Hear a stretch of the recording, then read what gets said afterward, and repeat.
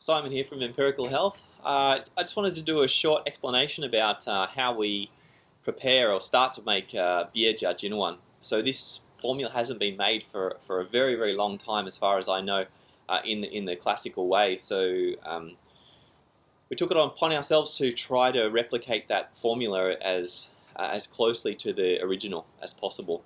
So it's quite complicated, and it's the last one that that we're sort of struggling to make because it's so complicated. So it's taken a little bit of preparation, but yeah, we're starting to make it now. So the first line in the preparation talks about soaking one dough of furnace ash, the Zhao Xia Hui. Excuse my pronunciation. But this furnace ash used to be quite commonplace in the Han Dynasty. So they had these old clay ovens. They were sort of this triangle shape, and they sat horizontally, and then you would feed the fire in one side on the smaller side, and then it would sort of fan out, and you'd have the cookers on top. So we don't have those anymore. So we've got the closest thing to it as possible, which is a pizza oven. This is a cob pizza oven that I built. So it is a clay oven. So it uses sand and clay inside, and then it has sand and clay and straw on the outside to act as thermal mass, and then it has firestones underneath. So it's as close as we could possibly get without replicating a Han Dynasty oven. So the formula calls for using this furnace ash and soaking it in 1 hu and 5 dough of clear rice wine. So that's around about 30 litres, which is a lot. So we've got to soak 1 dough, which is about 2 litres of this ash. But what kind of ash do we use? You know, in Australia we have a lot of trees. You know, we have a lot of eucalypt trees, but obviously Zhang Zhongjing didn't use eucalypt trees.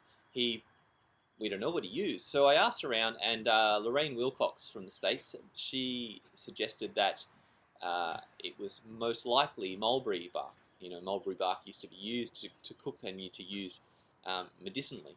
And so we have to consider some therapeutic aspects of the ash. You know, it's going to have it's in the formula, so it's going to have a therapeutic action. So if we can replicate that, even better. So we tried to get some. I tried to get some mulberry bark, but it doesn't grow very prolifically in Australia. So the closest thing was Sungbai pea, which is mulberry bark. It's Morus alba. So we have a whole heap of mulberry bark, so I went and bought, you know, kilos and kilos of Sungbai pea, and now have that to burn to make this ash. So I'll show you how they were doing that, and yeah, enjoy. So I'm going to light it up now. I was going to use the old rub and stick and everything, but I thought I'd just use matches instead.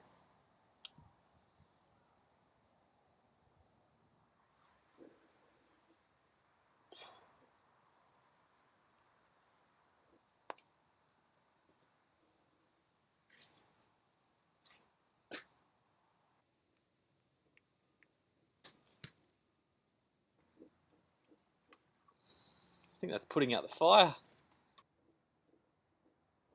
Well, that got it going. Well, here it is, the Sungbai pea fire. It wasn't the easiest thing to start, but I had to write Zhang Zhongjing and Shanhan Lun, Jingwei Yaowei, and Zhang Zhongjing forever on a piece of paper to get it started, but that seemed to work. So I wonder how long it's been since a pure Sungbai pea fire has been lit. So now, as you can see, it's pretty much just ash. So I will put it in 1 dough container, about 2 litres, and soak that in the rice wine.